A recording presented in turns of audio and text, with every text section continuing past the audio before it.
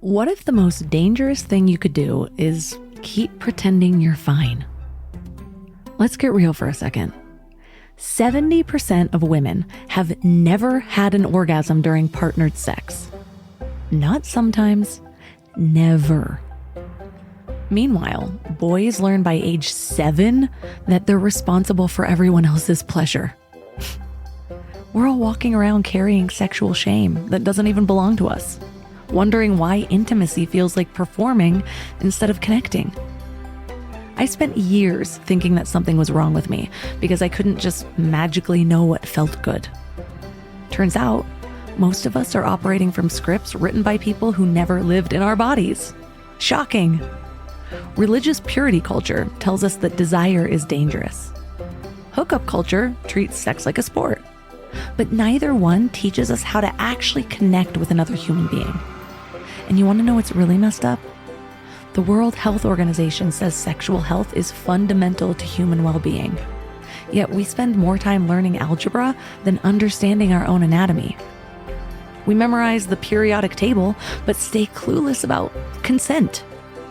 We study dead languages, but can't speak the language of our own pleasure. This stuff ripples out everywhere. When you disconnect from what you actually want sexually, you lose touch with what you want, period. You become someone who says yes when you really mean no, who gives until they're empty, who performs instead of living. This isn't just about bedroom problems. It's about life problems. And Lauren Rogers put it perfectly when she said this. I can't tell you how many clients come into work with me thinking we're working on sex and end up changing their entire lives. They end up with better jobs. They end up choosing to exercise in a way that brings them joy and pleasure, right? That is more about like, no, I don't want to be ripped. I want to be able to be in this body in the way I want to be in it. I have thought it was just a sex thing, but really I have turned off the switch in so many other things. I have thought that I was not deserving. I have accepted this victim narrative, this enduring and tolerating lifestyle. Where else am I enduring and tolerating? And she's right. Ancient cultures knew something that we forgot. They didn't separate sexuality from spirituality because they understood that it's all the same energy. Your capacity for pleasure connects directly to your capacity for joy, creativity, and knowing your own truth. Indigenous traditions worldwide treated sexual energy as life energy because it is. And modern neuroscience backs this up because the same brain networks that process sexual pleasure also handle creativity, intuition, and decision-making. So when you shut down one, you shut down all of them. But when you heal one, you heal all of them. Your desire isn't broken. It's not selfish. It's not too much or not enough. It's your internal GPS calibrated to guide you toward what your soul actually needs. And the same intuition that knows what touch feels right also knows what work feeds you and what relationships actually serve you. But we've been taught to mistrust it, to override it, to perform what we think others want instead of honoring what we actually feel. No wonder we're all so tired. What if reclaiming your sexual truth is actually about reclaiming your life? What if learning to ask for what you want in bed teaches you to ask for what you want everywhere else? Well, today, our guest is Elise Rogers. She's a certified holistic sexuality educator and embodied intimacy and relationship coach. Well, I love her totally non-judgmental approach that frankly empowered me to take ownership of my pleasure. And I thought I was pretty darn good at doing that already. This is Melissa Monti, and you're listening to Mind Love. In this episode, you'll learn why the survival patterns you developed are the exact same patterns keeping you stuck everywhere else, the difference between using sex to escape pain versus using it to heal pain, and how to tell which side you're actually on, and how to separate your authentic desires from the stories you've inherited so that you can finally make choices based on who you are instead of who you think you should be.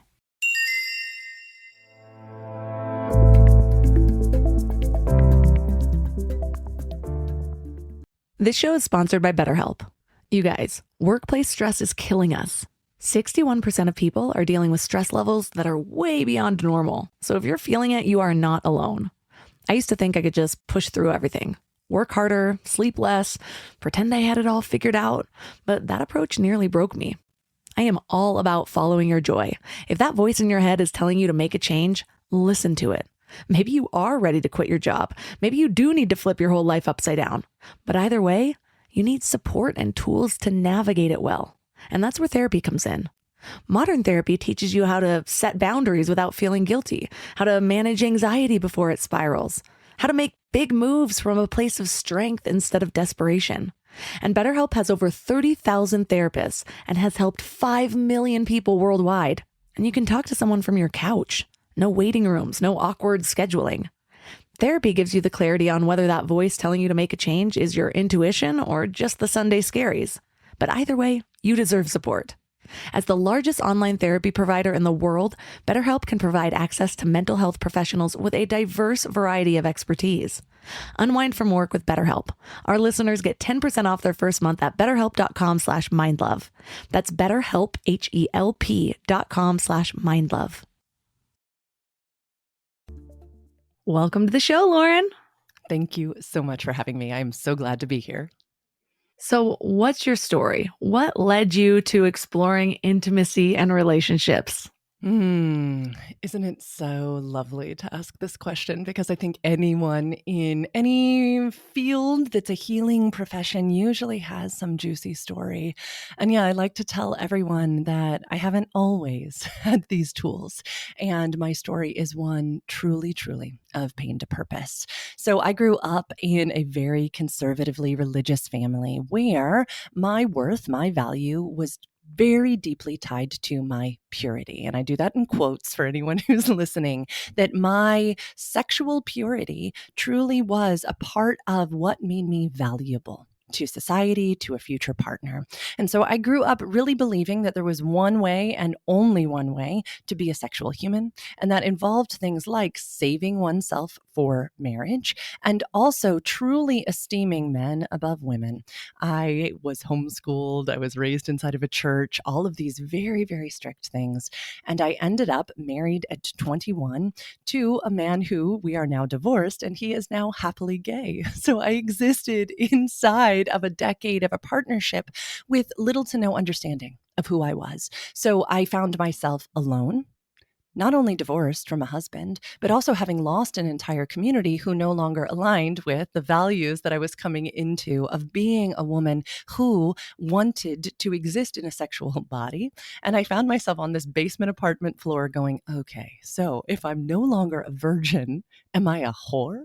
And so I started reading anything I could get my hands on sexuality. And I really started thinking, I think I've been lied to. I think I was told that there was this legalism that I needed to abide by in order not to slide down a quote unquote slippery slope. And that on the other side of some door of sexuality was going to be depravity and hedonism. And what I was finding more and more was that no, on the other side of that door was rationalism. And on the other side of that door was the power of informed decision making. And on the other side of that door was freedom and values aligned sexual choices. So the more I learned, the more friends started to say, wait a second, you look like you're changing. What are you doing? What are you reading? What's going on? And you're like, butt sex. Just okay, so all anal. No. I said, these are the books. And I started handing folks the books. And then I thought, you know what? That book helped me in my story. Now what I'm getting really hungry for is to learn how I could help other people become free through this. And I was currently running a nonprofit organization for maternal health with those folks from preconception to postpartum. And I thought, oh, reproductive health, sexual health, these kind of go together. Why don't I go back to school? And I'm sure I can use the things that I learn in a program for certified holistic sexuality education to benefit the pregnant folks that I was working with.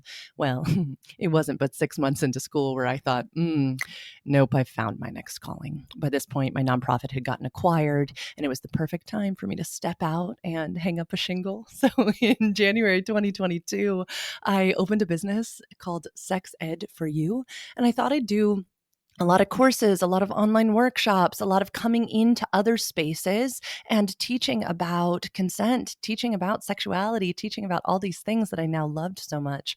But instead, I got individuals reaching out to me from around the world saying, will you work with me one-on-one? Will you work with my partner and I? And what I started to find was my truest joy, because I deeply feel that each of our stories are so individualized. And now I get to work with folks, in Central Virginia, where I was born and raised, and around the world, and help individuals reclaim and reaccess their inherent sexuality. So here we are today. I love this because I've even shared my journey with sexuality is not uncommon, but I thought it was. And so when I first started being sexually active, I wanted to be the partner. Like, I didn't want to make my partner feel discouraged, so I just faked it. Like the whole time, and I didn't want to, and I was one of the guys' girls quite often. So I'd hear all their conversations about like, and mind you, these were the girls they were actually committing to, but then they would complain about like, oh, she's not ready or whatever. And so I'd be the one that's like, oh, well, that's just sad. I'd be totally different, and then of course nobody wanted to commit to me at first. And then I did. And then I just pretended like I had great sex and had horrible sex really until I was married and broke down one day because it was harder to keep up that facade when I was already chosen. There was a lot of motivation before that was so I was juicy. chosen, Yes. And so then, and then I told him basically what had happened, but then that was so hard. It took me like 6 months to get the courage to say, I'm really sorry, but I've been faking it for a long time. And I don't even orgasm with penetration. So it's not you. It's literally that I haven't told you how to get me off. And since then, it's been awesome. Even that like took a lot longer at first just for me to relax. Then I finally did. And now our sex life is amazing. But I wonder how many people never get that courage, because I've found in so many circles, I'm the first one to speak up. So why did it take me so long? And does this mean that millions of people are just having horrible sex because they don't know how to say what they want? Yes. To be completely blatantly honest, yes. You named something so specific that I just want to amplify it because it was so good. You mentioned this tendency we have as human beings to adapt in order to be chosen. So many of the sexual behaviors that we are exhibiting are primal. It was beautiful. It was smart. What I like to tell my clients is, good job. That was a safety-seeking behavior. Right? Now, what I find is that many people interwork with me, or hopefully they're listening to this podcast today, and they are noticing that these adaptive safety-seeking behaviors that once kept them safe are now having an impact that they no longer enjoy. One of my favorite authors calls it a rude awakening, that you kind of wake up one day and you're like, that's rude.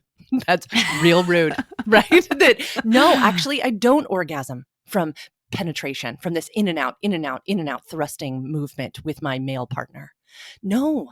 And yes, what we are doing, and I also like to tell folks, and this is such a beautiful example again, that oftentimes it is harder to speak up for what we actually truly want inside of a partnership that we actually like, because it is risky, because it might actually cause some discomfort inside of our partner, inside of us. And in a casual sex partner, it's a little easier because we care less about their feelings. So we're like, meh, I don't know. If you don't get me off, great, I'll go on to the next one. But inside of a partnership where we have chosen to be in relationship together, boy, that risky is vulnerable. And so I love that you brought up, you're like, I'm the brave one, right? And so if you're the brave one, yes, my friend, there are so many folks who come to me who've been in marriages for decades and have never discussed these things. And if you are one of those people listening today, I want you to know I see you. And it probably means that you really like your spouse. You really like the person you're in relationship with. And sometimes that is the greatest starting point. Right? To say, you know what? I heard this lady on the Mind Love podcast, and she said that perhaps one of the reasons this is really hard to talk about is because we actually like each other. And I don't want to hurt you. I don't want to jeopardize our relationship, but I really want to share some of these adaptive behaviors. So yes, to answer your question, that was very long-winded. Yes, people are adapting, and it is so common. I have found too that it's taken me a long time and it's still not completely unraveled. So maybe you can help me with this. Let's do it. Of like remembering now that it's really good. like, you know, like that first instinct of like when something's coming on, I'm just like, I don't want to have to try this hard. And then I'm like, wait, I haven't had to try hard in a really long time. But it's because I lived longer in that like trying hard, like maybe this will happen, maybe it won't. Oh, it still didn't happen. To now it's every time. Like he knows the technique. It's like a minute and a half, thankfully. But like, it's like my body doesn't remember that. I have to sit there for a minute and be like, no, remember, it's been different for 10 years now. Oh, yeah. Let's work on this. Can we do it live? Yes, does that feel let's comfy? do it. Okay, let's go for it. Let's really go for it. Okay. So I want you to kind of go back into that old season where it wasn't great. Okay, just kind of put yourself there in your imagination for just a second. I don't want to go back. I know. We're not going to stay there for long. We're just going to get a couple nuggets. We're going to do a little bit of garden weeding. Okay. So I want you to get in there. I'm going to ask you a few fill in the blank questions, and I want you to give me the very first word that comes to mind. Okay. And again, these might be silly. These might be one words, but I want it to be what that version of you would have said. Okay. So it might feel old. It might feel yucky. We're going to weed them. Don't you worry. We're getting them out. We're getting them out. Okay. In this body. Sex is what?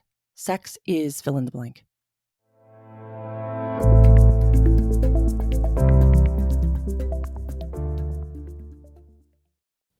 Let me ask you something.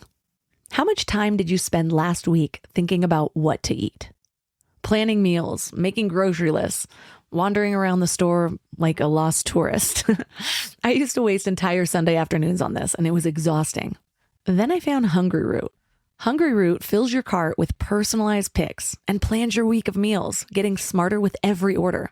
They have over 15,000 recipes to choose from each week, and most are ready in 15 minutes or less. I'm actually headed to Michigan this week, and I had my Hungry Root order delivered there. So I already know that I have meals ready and plenty of snacks for the kids without scrambling to find a grocery store. It's just handled. And what I love most is their smart cart technology. It learns what I actually like and then recommends groceries, recipes, and supplements just for me. So no more buying spinach that rots in my fridge. They screen out over 200 additives and only source high-quality ingredients. The time I've gotten back has just been life-changing. So take advantage of this exclusive offer. For a limited time, get 40% off your first box, plus get a free item in every box for life. Go to hungryroot.com/mindlove and use code MINDLOVE. That's hungryroot.com/mindlove, code MINDLOVE, to get 40% off your first box and a free item of your choice for life. hungryroot.com/mindlove, code MINDLOVE. In this body.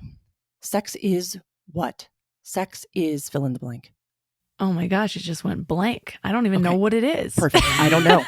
Perfect. I love it. Stay with I don't know. Okay, great. I don't know. My job is to what? My job is to please.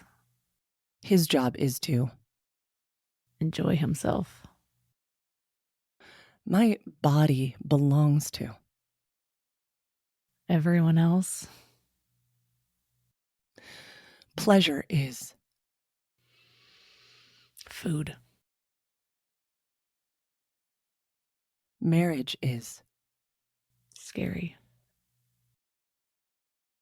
I'm going to pause right there. Okay, let's take a big, deep breath in together.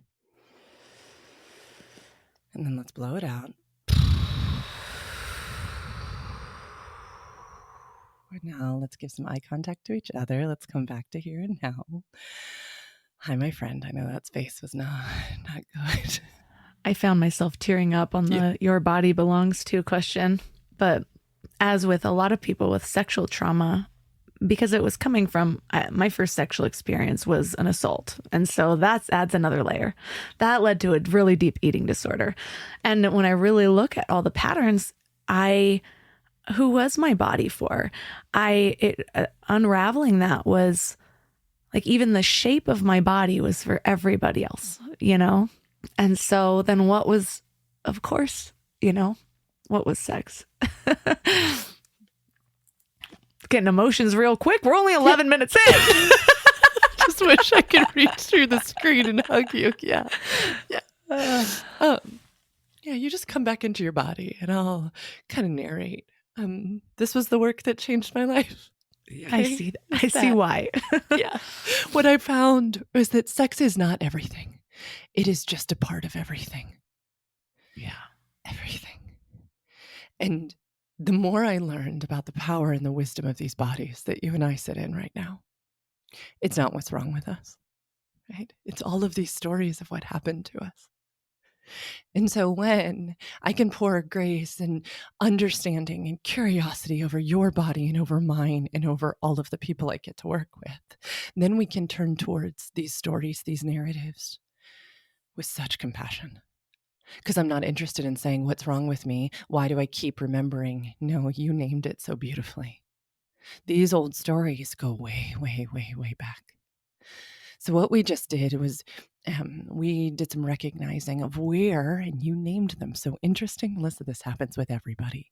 You named the when some of these sex negative and pleasure negative beliefs were planted in what I like to call your sexual garden. You immediately went to that time. We all can't. I mean, it's just wild. Through one active imagination practice, we can go right back there. We know. So what I like to do with a client is then take on the role of the gardener together. We're like co-gardeners. We're going in there together. And we get to look at, okay, these beliefs, do they feel explicit, latent, or body-based? So first we name them. Okay, an explicit weed is pulled that long ago. All right, no. We've moved in and through that one. It doesn't seem to affect me anymore. All right. Next level is latent. Sex negative, body negative, pleasure negative beliefs. And those ones feel like, you go to pull a dandelion out of the garden and the roots stay under, and you're like, ugh, darn it, this doesn't belong anymore. But I really want to get that one out. Third layer of sex negative, pleasure negative, body negative belief would be a body-based sex negative belief. The body-based sex negative beliefs have a visceral felt sense in our body. And I would venture to say you and I both felt them right there. Right? There were a couple of them that we literally felt. There were a couple that the audience might have noticed felt like more annoying, right? Like ugh, when Melissa was saying it. A few of them felt like, yeah, yes.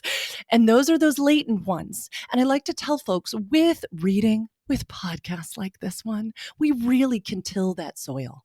We can get in there and we can really get it out. Those body-based ones, my friends, we can heal from. And just like a good farmer knows, when they're treating soil blight, body-based sex negative beliefs take time. And I like to tell my clients they get to take time because we deserve it all. We get it all. So a good farmer would treat soil blight like this. They would give it rest. They would spread some manure on it because they know it needs some extra fertilization. They would make sure it was getting lots of sun and lots of water. I'm not into fecal play in bed, but it's just like fine, right? No, a little bit of poop never hurt What anyone. I like to call the fertilizer, right, is new thought. Is this idea of creating chaos in the brain? Is working with someone like me or anyone else in this world who feels like a good co-gardener, all right, and allowing yourself expansive times to grow and to learn, and then most importantly, compassion. Turning towards ourselves with compassion so that when you feel that felt response in your body, you can respond with something like, oh, hey, body. Hey, I know we feel this way and I know why we feel this way. And we are going to choose in this instance for this body, this sexual encounter, this sexual opportunity to be for us. This is for me. And naming it out loud, maybe to your husband, maybe to yourself, and saying, I reclaim this one. Because again, the subconscious, and I'm sure you've addressed this so many times, right? Doesn't know the difference. It is literally like, oh, okay, right? And it comes along with us. And that is good. But there is nothing silly about treating ourselves in this way, especially when we are dealing with body-based, sex negative, and pleasure negative beliefs. They are true. They are real. And instead of doing that thing that Emily Nagoski stated as like the critic about the feeling, right? Like we feel the feeling and then we're mean about the feeling. Instead saying, hey, I see you. I see you. Now let's come play. And then I like to replace those old beliefs with new ones, right? To really stand in there and say, my body belongs to me. to me, and what would it look like to make this sexual encounter, this sexual opportunity, more for me? And it sounds like you're already doing it, but how can I claim it even more for me? And what would I need in this moment if this is for me? But yeah, well done, friend. Yeah, well, it's tough because I think I do work, I'm very intentional about my life. I can, the self-awareness sometimes is a downside because just being so aware, I'm like, oh, what's that? No, this is a negative thing. Oh, did you just feel that again? I thought we were over that one. One thing I have always said though is that our growth is like a spiral. And this is what I teach in my programs. And it's kind of like winding up a mountain. And so you see a view and then you come back to that view and you're like, wait, did I not get anywhere? But then you realize you're coming back to that thing at a higher perspective. And so there's more for you here because you couldn't have seen what you see now because you didn't make that whole round about the mountain, picking up all of the things that you've learned along the way. And so sometimes I come back to it. And another phase of coming back to that was after having children. And so suddenly hormones are all over the place. I'm afraid of my vagina a little bit. Like, what happens if you stick something that way? The last thing that came out was the other way. You know, I thought we could be okay. Like, is there placenta left in there? Just like swimming around. And so then I get these feelings again. Then I'm like, am I not healed? Is it because of this? Is it because of the old stuff? Is it a little bit of both? And then I'm in my head and then I'm out of my body again. Yes. Yes. I like feel that like resonant, like a sound bowl in my belly, legitimately. And it's so interesting that you say that because I teach something so similar. And that's that in this process of life, this beautiful opportunity that we've been given, we go from healing to woundedness, from healing to woundedness. And that with each level of healing, we are then able to address, we are given the gift to address another level of woundedness. And that we have this belief somewhere given to us from someone or something that in this life cycle, we're to go from broken to normal to perfect. And that's just not how it is. I love your spiral idea, right? That we're coming round the bend. And this time we have some newness to enter in. And I would argue that pleasure is real scary. It's really intimate. It is really vulnerable. That intimacy, in my field, will often say, we could also term that as into me see. See this next version of me, and to see and be seen is one of the most beautiful yet scary things on earth. During school, this is a fun story. I don't know if I've ever told this one before. They took all of us in our program and they had us list all of these sexual acts from most vulnerable to least vulnerable. And it was everything, right? This is like towards the end of the program. So everything that most have been casually throwing in there was all there. Anal sex, right? Bondage, all of these like different forms of play, everything you can imagine. Let your mind go there. And then, I have. And I will. Then they get us all back in the space and they're like, okay, put them up on the screen. Like we all screen shared or threw it in the chat, something. 95% of us had made the most intimate act you could share with another person, the act of eye gazing. Not all of these other things. And then when we broke that down, we said, oh my goodness, it is because of this vulnerable, risky thing of being seen. When we're smushing our genitals with someone, when we're having our butt poked with someone, when we're having our ass slapped, it is fun, it is playful. But to be seen in this new version of me, will you still like me? Right? This body that's changing, this vagina that's changing, this penis that's changing. Will you still see me? Will you still love me? Will I still be chosen? That beautiful thing that you said at the beginning, that's risky. And do I get to be a person who deserves pleasure in this body? So much of the sex that we have is shaped by societal scripts of who gets to have sex, right? Who pleasure is for. And most of the films don't have postpartum moms, right? They're not like, oh, and here's the story of this sexy mother. She has a 6-month-old and a 3-year-old, but she is a sex pot. No, those are not usually the storylines that we get to exist in. And so then to really break down who is sex for and in what ways do I have internalized misogyny? In what ways do I have internalized homophobia? I mean, it's wild out there when you start to really get into the psyche and say, oh my goodness, in what ways am I keeping myself from these pleasurable encounters because of my own judgment towards my own body that also is informed by scripts, beliefs. It's a wild world out there. I have so much to say about that because one of the things I constantly reflect on, I mentioned in your exercise that you walked me through, marriage is, and my younger self thought it was scary. I bonded with my husband over the fact that neither of us wanted to get married. And a year and a half later, we were married. and we definitely didn't want to have kids, and now we've got two. And I look back and I don't know if I ever didn't want marriage, because even the words I said about it was like, oh, like then you're just stuck having sex with one person the whole time. Oh, so one person can actually learn your body rather than this meaningless, hollow sex with many partners where I just definitely wasn't getting off.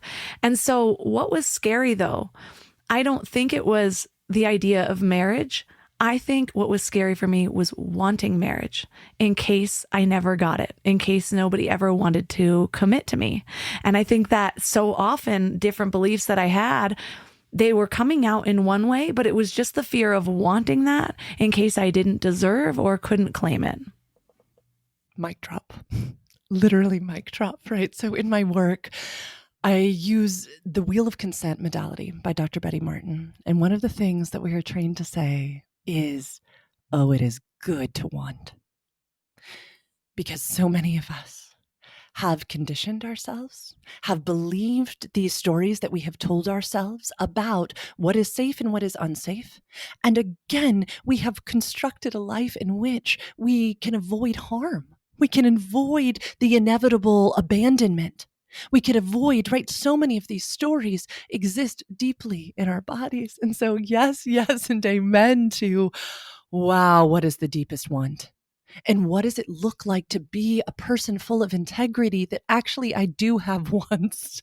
And then what does it look like to really nurture those and put those forward, not only in a, this is what I am wanting in a relationship, but this is what I am wanting in the bedroom. This is what I am wanting sexually. And then what does it look like to negotiate those? We talk about domains in my work, which is really juicy, right? That you have a domain and I have a domain, and that every aspect of human relationship is a negotiation of the third domain, the space between us, right? That you can put wants forward, your husband can put wants forward, I can put wants forward, and then we can decide, right? Which of those am I interested in providing? What butt sex techniques are you interested in getting from me? And then what am I not really a yes to? But how does that feel in our body to hear, I don't know if I'm interested in providing that thing for you? Does that make us feel rejected? Does someone else's no feel like rejection in our body? Or are we able to go, I hear you. Thank you for speaking of your limit and your capacity. And now I'm going to go learn how to do solo butt play. Okay, wonderful, right? That this want is good. And I want to affirm to you and to every human is listening that it is so good to want. And we have believed this lie somewhere along the way. I love the quote that says, I was always afraid to want, so I gave. It was not a virtue. It was a disguise. And when we can sit with that and when we can go, wait a second, right? Maybe I'm not selfish. Maybe these are just wants. And then we can understand, oh, and another human being might actually want to give me everything I want. I'm curious. Can I ask another question? When you started to share with your husband about the ways in which you hadn't been satisfied, and then you started to say but this, what was your response from him? Was he sad? And then how did he become a good lover? And what is his experience now? Does he hate giving you pleasure? Does he love giving you pleasure? Oh, he loves it. But I think he saw how terrified I was, which is just rare for me. I will go up on a stage in front of 700 people and randomly throw up butt sex if I think everyone's going to laugh. I just don't have a lot of filter. Right. And so looking so intimidated to be sharing something. And I think I was shaking and tears were coming out. He pretty much just opened up and said, okay, well then what do we do from here? Let's practice some stuff. And at first it was really hard for me to want to give into that. Like I said, I was holding so much tension about it. And so I was like apologizing for it taking so long. And he just kept saying like, don't worry about it. Just relax. Like, we'll get this. And then I don't know, like every time actually, because we now just have a sort of pattern, like he gets me off and then we go for it because then we don't need to use lube, you know? And so then I'm already taken care of. I'm like really into it. I'm still like riding the last thing. And I don't know. I keep asking him, are you secretly watching YouTube videos or something? Or like, where are you getting these techniques? I don't really know. But I see that it's brought us so much closer because he's so much more confident, even though I was faking it like a banshee. That doesn't bring out the same confidence as when you're like, oh my God, you nailed it. What was that thing you just did? Like, why'd you move spots? Because I didn't know that was a better spot. You somehow did. So yeah, I think we're both a lot happier in it, and it's strengthened our intimacy because it's real. Yeah, this is what I was so curious about, because in my work with couples, I consistently find that the partner who is then able to give a good gift, my God, they're proud of themselves. My God, they love it. Like, I just want everyone to imagine for a second a world in which we all are coached up by our lover. And then we're able to provide them with mind-blowing pleasure. And we walk around knowing what a good sex partner we are, right? To be able to give a good gift to the one that we love most in the world is one of the greatest things we could ever do. And so and this was revolutionary for me, when out of the pity of my heart, I learned this term the other day, altruistic deceit.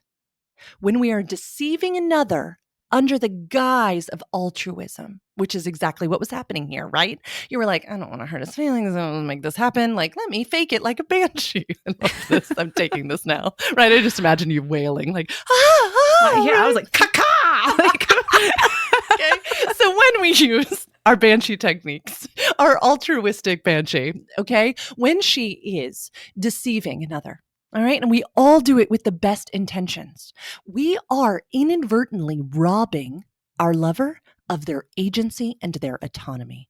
And friends, when I learned this, it felt like a punch in the gut. Because when I am deciding for the other person that they don't want to provide me with that level of pleasure, I am robbing them the opportunity to be a good husband, a good lover, a good friend, whatever it might be. I am deciding for them, right? I am taking away a piece of their agency, and what you have restored through your own bravery, even though you were shaking, you were scared and you did it anyway. The definition of courage is you gave your lover the opportunity to say, ooh, not only do I hear you, I want to give you this good gift, which then raises our level of appreciation for our partners themselves. Then it makes us fall more in love with them. And I mean, this is wild mind trip, right? Because here we were doing this thing to keep ourselves safe. And now, because we have stepped into vulnerability, we're able to receive these giant gifts and be like, oh my God, right? Which then grows appreciation, which interestingly enough, the thing that when researchers look at long-term partnerships, the thing that is constant is not the amount of times a week they have sex, is not the level of scream at the orgasm, right? It's not these types of things. It is the simple thing called appreciation. When we appreciate our partners, when we are like, yeah, they're a great person. I really like them. When we like our partners, we tend to nurture longer, healthier, more flourishing relationships with them. So yeah, I was just curious. Yeah, because even that level of attentiveness, trying, like knowing that he has continuously improved has given me this even greater appreciation. Like I was like, oh yeah, that's my man. Like I feel taken care of, you know. I feel more like the tiny little woman. We have this thing, I'm like, put me in your pocket. Like I like to feel tiny and protected. How tall are you? How tall are you? 5'3.5". I love it. You're like, bundle me up, keep me with you. Like, put me in there with some cozy things. And so it changes the way I show up in the relationship as well. But I'm curious, going from your history of growing up in purity culture, basically, Mm-hmm. and then being married to a gay man, I almost feel like is it the opposite for you? Like, because your opportunity was kind of robbed too. Yeah, talk about a mind fuck of what I experienced, right? Like, were we even having sex, or were we just like deep in the fold of my leg? It Like, was very weird. I mean, it was like so wild. I'll never forget on our like delayed honeymoon. So another piece of the story that was happening simultaneously that's important for this conversation is during the days leading up to my wedding, my mother was dying of pancreatic cancer. So the night before our wedding day, the only piece of sex ed I was ever given was take care of your husband's needs and everything will be fine. Yeah. When you marry a gay guy, that's really not going to go well, right? His needs are never going to be satisfied. So we go on a delayed honeymoon after my mom dies, and I walk out in some lingerie, and he laughs at me. Literally laughed. So my journey has been one of learning. Now it's my turn to cry. Of relearning my inherent worth and value. And that looking to another person to provide this, which is what purity culture teaches. Purity culture teaches you that your highest goal is to grow up and become a wife, and that then you are to find the deepest value in being that wife and a mother. That your value is going to come from your children rising up and calling you blessed. And there is this entire codependent script handed to you, right? You notice how needed you are. Okay.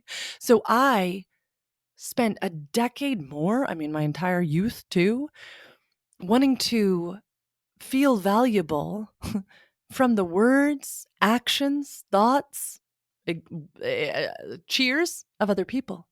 And so my work had to do a lot with, oh my God, this is my job, right? It was this wild wake up call of that's no one else's job, baby girl.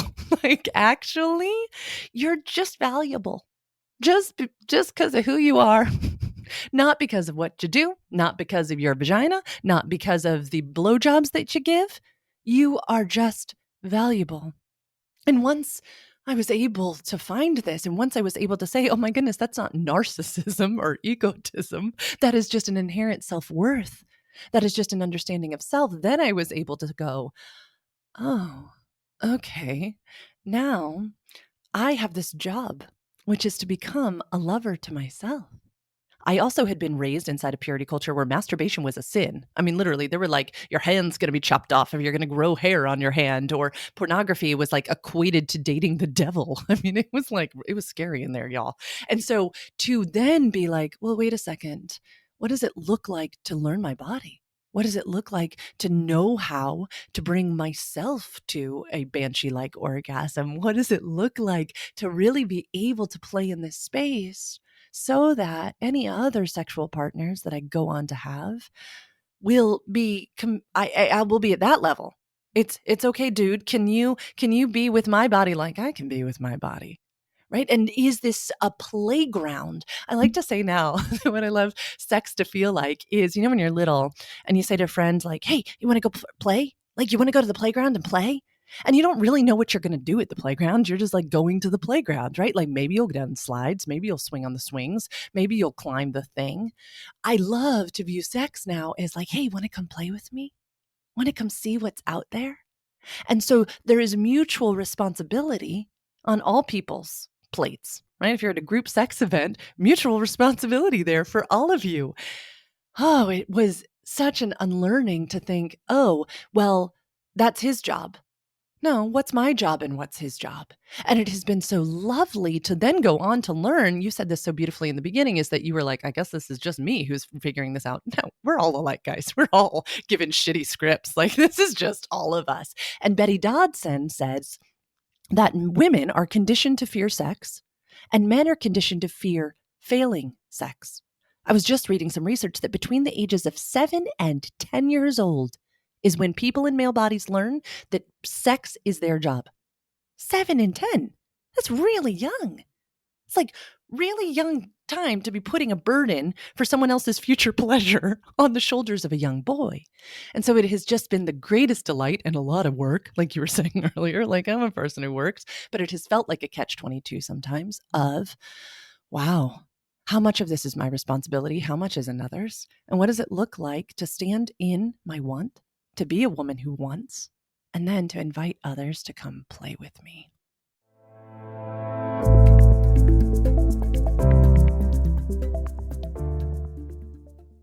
I wonder, I find it so strange how we come from very different backgrounds and end up in the same places. Like, I started masturbating at a very young age and I couldn't stop. I learned how to keep it secret. I would have had a very hairy hand in your belief system. Like, just like full a whole on Wolverine. Yeah, maintenance activity to take care of. But as I mentioned, sexual assault, and then I just got real slutty. I was just like, I think underneath I wanted to overpower my other memory, or it was some way to take my power back. Yes. But it was so misguided because then there was a lot of healing to do from that. And I wonder how often we let the pendulum swing too far. And I found that I do this with a lot of things. It's like I'll start on one side, realize I'm like far to the left, and so I'll swing way far to the right and be like, whoa, that is not healthy either.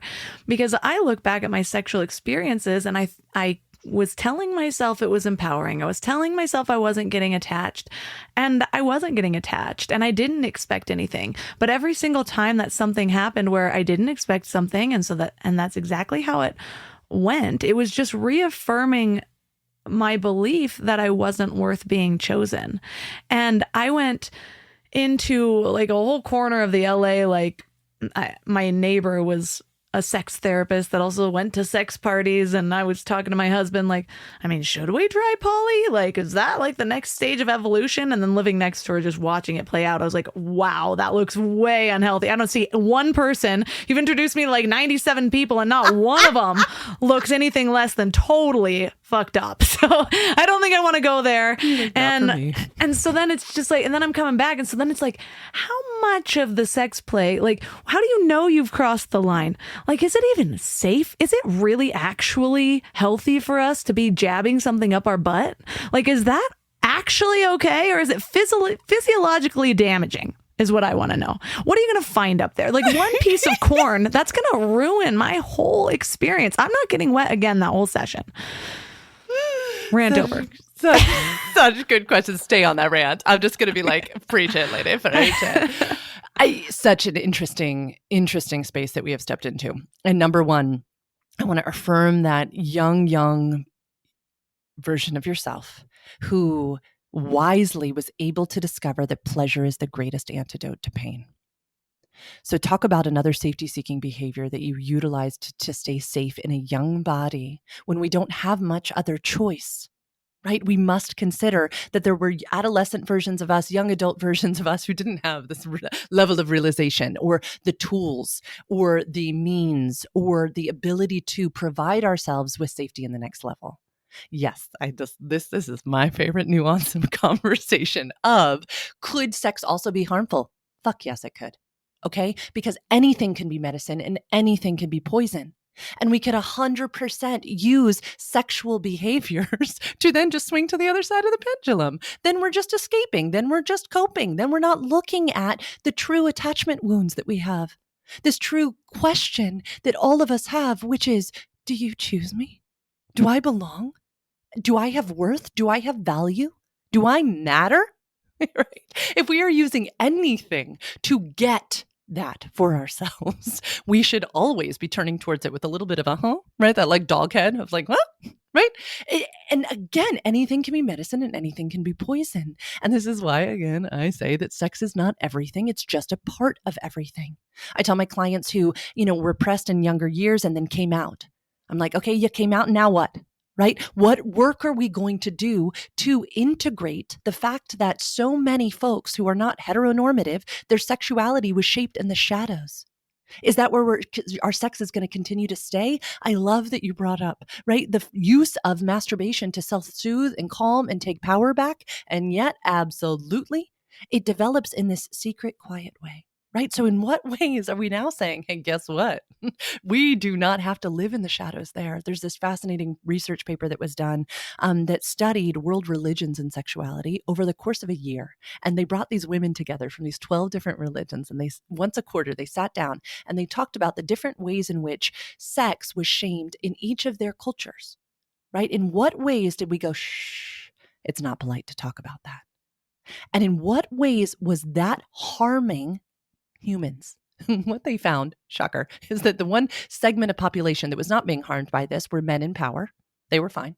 But everyone else was being harmed, specifically anyone in a minority.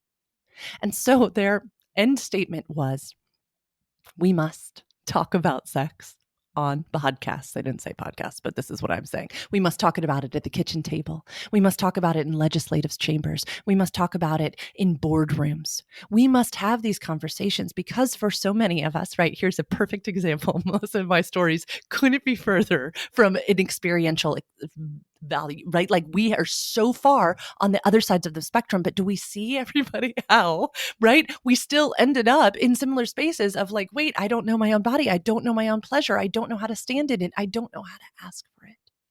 And so this is where these types of conversations heal the world. Because when we can all say, well, wait a second, what does healthy, integrated sexuality look like for me?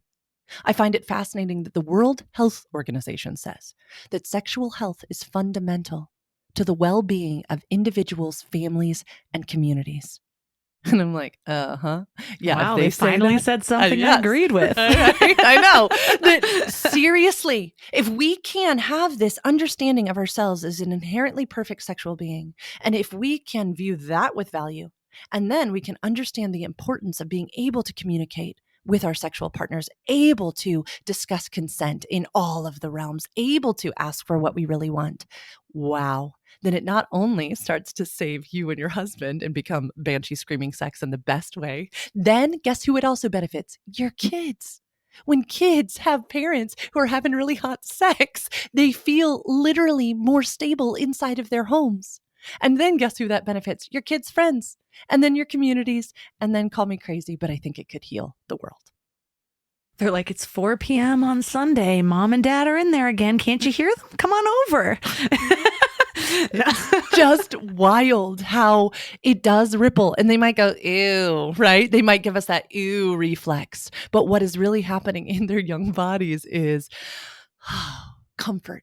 And then they're starting to see that sex can happen inside of healthy partnerships, which is also like, so many of us did not grow up knowing that you could have a good marriage, right? You were literally saying, right, marriage is scary, right? We didn't grow up knowing, oh, marriages are a safe space to ask for what you want and to negotiate and to have fun and be playful. Lots of us, I mean, every one of my clients gets asked this, like, tell me your memories of your family of origin. And I hear stressed out. I hear angry. I hear avoidant. I hear one parent did this and the other one sat in the other room. They never talked. They never touched. They never kissed. They were never affectionate. And it's so interesting because I like to say all of us are sex educators. If there are kids in our lives, they're watching. They are watching. And so, yes, when we shut the door, it's at 4 p.m. on Sunday, and we're like, this is mom and dad's time. We hang the sock or we do whatever. In their little bodies, they go, right?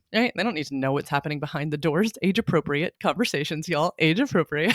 But it really, truly is good for all of us. Okay, I'll get off my soapbox now. We'll just take turns soapbox. Yeah, just step on, step off. I don't think people realize how often their beliefs, even their hidden beliefs, seep out in the ways that they're interacting, small little comments that they say. And so somebody might think like, well, I'm disappointed in my sex life at home, but nobody needs to know about that. They might not have conversations like these. They might just be living where I was living 10 years ago, and that like, I'm being a good wife. I'm making sure he's pleased and all of that. But when somebody is really connected with their partner, again, that seeps out. And you don't need to be talking about sex with your kids at all. But I think they're going to see the difference between like a mom who still looks in their husband's eyes with that loving adoration, that turned on, whether or not they realize that's what it is. But they're basically, what does turned on mean? It means that you're frequency is raised up based on your connection with this person. You are alive. Like you can be turned on in other areas of your life. It doesn't always have to be sexual. And so when you think about turned on, what is the opposite of that? You were turned off? What part of you is turned off? What part of your energy is dampened or depleted because you can't activate this center of yours? Yes. Yes. I can't tell you how many clients come into work with me thinking we're working on sex and end up changing their entire lives. They end up with better jobs. They end up choosing to exercise in a way that brings them joy and pleasure, right? That is more about like, no, I don't want to be ripped. I want to be able to be in this body in the way I want to be in it. Again, I feel like I'm saying this ad nauseum. Sex is not everything, friends. It is just a part of everything. And it is vulnerable. And I do think, to Melissa's point, right, that so often we need to have gotten up the spiral at a certain level of the mountain before we can even look at this, because it is so risky and it is so vulnerable. But when we do, when we start to turn towards that and say, oh my gosh, I have thought it was just a sex thing, but really I have turned off the switch in so many other things. I have thought that I was not deserving. I have accepted this victim narrative, this enduring and tolerating lifestyle. Where else am I enduring and tolerating? And so often it's actually out there that we start first, right? I'll tell my clients, I want you to do a whole yes day, right? We have that whole movie and stuff, right? But I want you to do a day where you ask yourself before you do anything, what do I want? This or that? And they're like, what are you talking about? I'm like, just try it and see what happens. And they'll come back to session and they're like, holy shit, Lauren, that was like the most pleasurable day I've ever had. And I'm like, And they're like, I thought, and then they proceed to tell me, to your point, the beliefs that they had about this thing that was going to happen before, right? I thought that I'd end up spending too much money. I thought that I would end up, right? And they tell me all of these things, which I think are showcase the beliefs that we have about pleasure, that it's like this ravening beast that we're like going to end up in, I don't know, a strip club swinging on a pole. And that's everybody's lot in life. Like you said, this next door neighbor type of thing. It's not. Oftentimes, we mistrust the thing within us that is the most beautiful guide. And so when my clients do these yes days and they're listening to their pleasure, wouldn't you know that, yes, early in the morning, they did want to get a coffee. And then they were like, what do we do next? Do we want to go to the park or we want to go home? And they're like, oh, we want to go home. Okay, what do we want to do now? Do we want to organize that closet or take a nap? Take a nap. Then they take a nap. And then they're like, now I want to organize the closet. Cool, right? They start to see that living a life full of pleasure doesn't mean living a life of depravity and lack of ability to do stuff. No, it is fascinating to start to see that living a life where we lead with our wanting is to become a person more full of integrity. And then once we've tested it out there in that world, then starting to bring it into the bedroom starts to be a little bit like, okay, well, we did that test cycle. What does it look like here to test that same theory of what do I want, right? I tell often my clients to schedule spaces to play. Not sex, but schedule spaces to play. And they're like, what does that look like? And I'm like, it's just the same way you schedule a date or you schedule a podcast interview. You put that time on the calendar. And what happens inside of that container is anybody's guess. It could start with, oh, okay, we're here, this time and the space. What are we wanting? And then just taking what I call a sacred pause and saying, oh, you know what really sounds nice is, can you just rub my shoulders? Can we just do that? Or you know what really sounds nice? Can I tell you about this really exciting thing that happened? Because I feel like it happened and I haven't gotten to tell you and I really want to be known in that way, right? Or you know what? Can we be really playful? Can we watch something that makes us laugh? Can I shake off the world for a second? Okay, could we just do a makeout? Could I just straddle you and kiss you? Can I dry hump you? Right? Whatever it might be. How are we playing and how are we leaning into this want? And celebrating that we get to be those human beings. This is where untangling my religious beliefs was really helpful. Mm-hmm. Because when you grow up believing that somehow the design that God put on this earth was a testing ground. Here, let me throw you in with all this temptation that you're supposed to say no to, else you go to hell. Then trusting your desire is dangerous. How can you do that? Because it's like, well, this is the thing I'm supposed to have control over and supposed to say no to. All of the really good things you're supposed to say no to. versus realizing that maybe God is not a man in the sky. Maybe God is the divine matrix, the design in which all things flow, universal laws. You can kind of expect what's going to happen based on the energy that you're putting out there. And this desire wasn't a trap. It was on purpose. That divine design of desire where it's like, oh yeah, what I want is an indicator that I should move in that direction, just like a compass. It's my magnetism toward that. So why not move towards that? Then it starts to become really easy. But of course, then there's all the fear because you learned that from age 0 to 7. And so it's so ingrained in there. You're like, I hope I'm right. I always joke about for so many years, I just said the little prayer to Jesus just in case. Like, in case I'm wrong, I just know where my heart is. I'm trying to find you, God. And so I think I'm going in the right direction. So just know my intention. Don't send me to hell because this was clearly a mistake. I'm not trying to rebel, like so many years. And now I can just like relax in the knowing that voice is the higher power that is leading me toward what I am meant to experience in this lifetime. Well, to a moderation. I think you need to understand how to clear your channel because It reminds me of bulimia. Yes. Not all of those food desires were meant for me. I had broken my brain in a way. I had deepened the neural pathway towards numbing and escaping outside of myself so much. And that can happen with a sex addiction. Reminds me of, I don't know if you've heard all the drama going on with Aubrey Marcus right now, but it's very interesting. He basically just went on and talked about how he's bringing another woman into his marriage. And you can see his wife like crying, like you could tell she's avoiding something, but he's like, and then the god of Isis came down to me in an Egyptian temple and told me I must impregnate both these women. And so everyone's like, wait, is God just Aubrey Marcus's dick? Like, it's like this whole thing. It's God told me, check Raya right now, the perfect woman. And it's like, God does not care about your dating profile.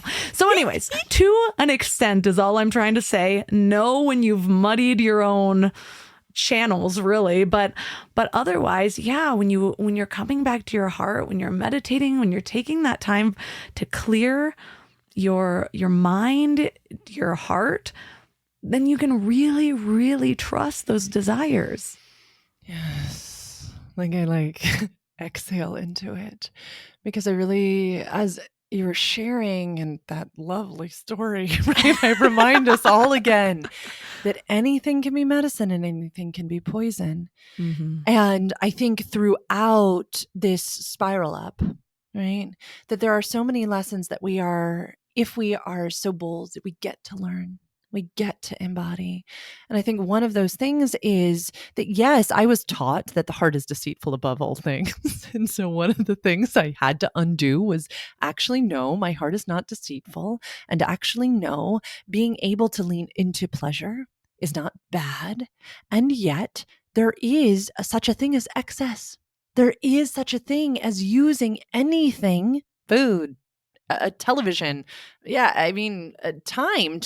We know the folks who just are sloths, who just sit around there, right? And to some others, they may need more rest. Y'all, it can work. That pendulum is the perfect example, right? Like we can swing. And I like to tell folks, speaking to that story, that we all deserve great sex. We all deserve healthy nervous systems.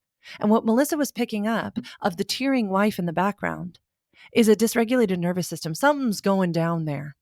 And so the sex that we have is just so interesting because I do believe that some people choose polyamory and they're doing it well and they're doing it ethically. And I have those colleagues and I have those spaces. And some people are using this concept of polyamory to just get what they want at the expense of another. And it's like, this is more like realized and you need to get with it. And that is, first of all, that is not trauma informed. And that makes me angry in my bones, like mama bear angry, that we do not get to tell another human being what is time for them, right? That there is so much healing that needs to happen in each of us. And for so many of us, culturally, a marriage is kind of this safe space, right?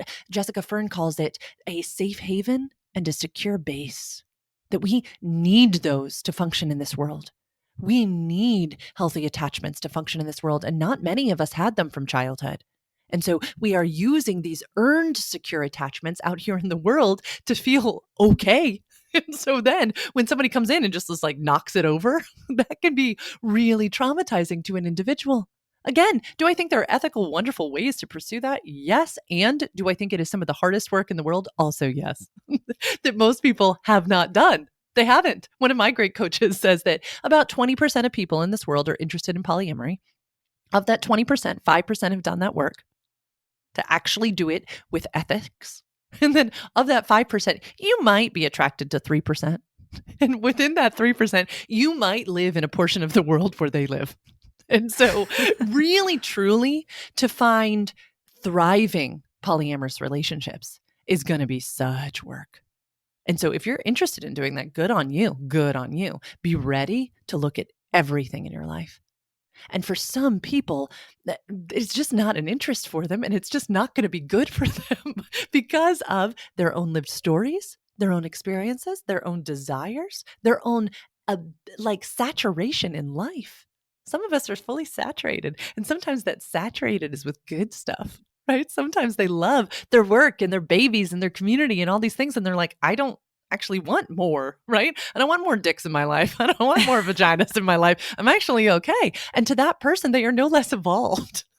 They're doing great. They're really doing great. And so, yes, to this idea of what it is work of ours. And to me, it's fun and it's joyful and it's juicy. But I understand that is not going to be everybody's cup of tea, which is why I'm like, in the same way, we bring in life coaches, we bring in tennis pros, we bring in, folks who specialize in eating disorders and all of these types of things. It's like, y'all bring in somebody with you because this is good work and we deserve to have thriving sexual relationships. And knowing that you are giving up the other path in a way. I think sometimes people think, well, this is a way to have it all. But I think there's something that's also in just a monogamous relationship.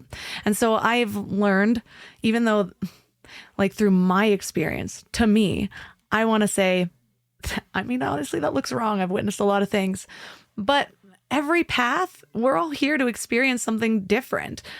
I believe consciousness split itself to have every version of the human experience. And to say somebody else's is wrong when they're not consciously hurting another person, you're denying consciousness this one path.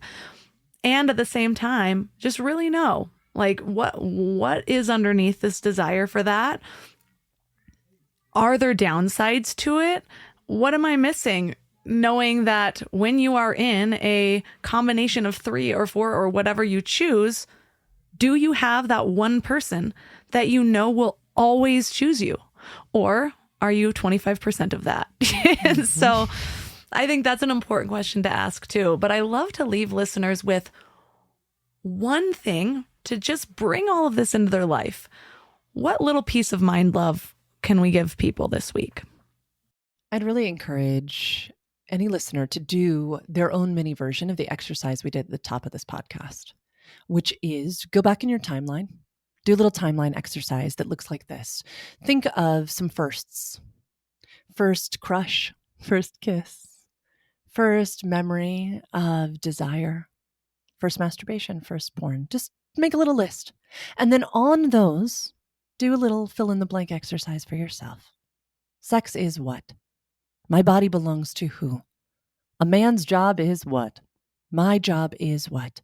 Just go through and start to look at the beliefs, because Melissa's brought this up again and again and again. What is that saying that you believe, right? What is this action that you're doing saying about the true why beneath that? And we all deserve to know whether or not we are now engaging in the sex that we actually align with.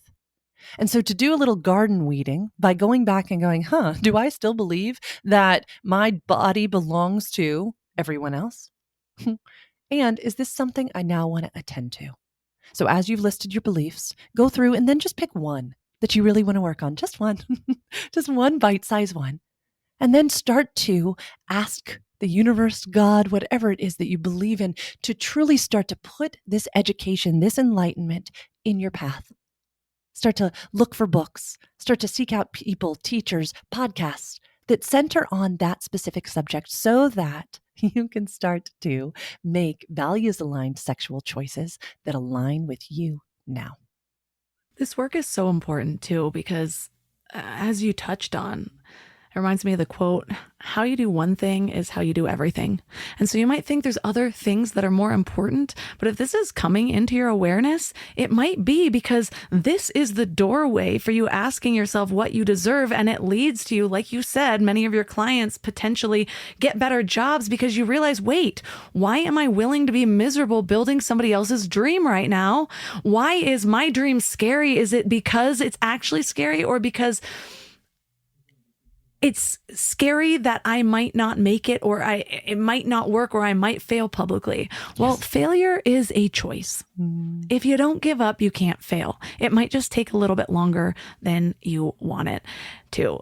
And I want to dedicate this episode to my first boyfriend that told me oral sex with women was gross and that it smells bad, and you owe me like $300 for my douche phase. So leaving that there, leaving my trauma with you. Yes. Weren't that good anyway. Just kidding. Okay. Let's keep this high vibe. But for listeners that are interested in your work and working with you, where's the best place for them to connect?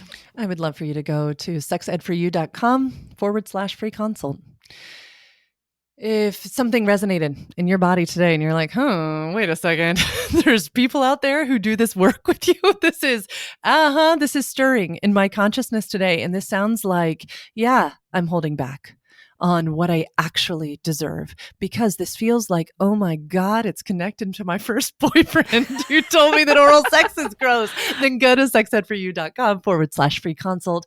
If you just want to know me more, find me on Instagram, sexedforyou. If you want to listen to a podcast that I do with my now very hetero, very sexy husband, go to the Partnership Podcast and learn more about me and have fun. You've been listening to Mind Love, and all the links from this episode will be at mindlove.com/410. You ready for your challenge for this week? Do your own little sexual timeline and belief audit. So think of some firsts. First crush, first kiss, first memory of desire, first masturbation, first porn, first time you saw your yoni in a mirror. I don't know, the typical things. I actually remember my first porn. We all turned 18 and went to Blockbuster.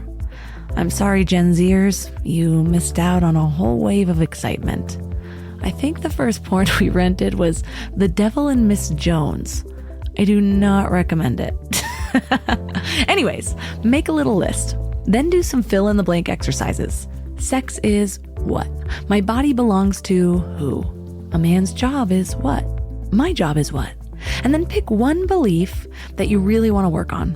And start asking the universe to put education and enlightenment about that specific subject in your path. So this isn't about fixing what's broken. It's more about recognizing what stories you're still living that aren't actually yours. And what we talked about today goes so much deeper than sexual healing. When you really look at it, sexuality is one of the most powerful doorways into understanding how consciousness moves through matter. Your body isn't just a meat suit carrying around your thoughts. It's the sacred vessel through which your soul experiences this physical reality. And your desires aren't just random impulses to control or to shame.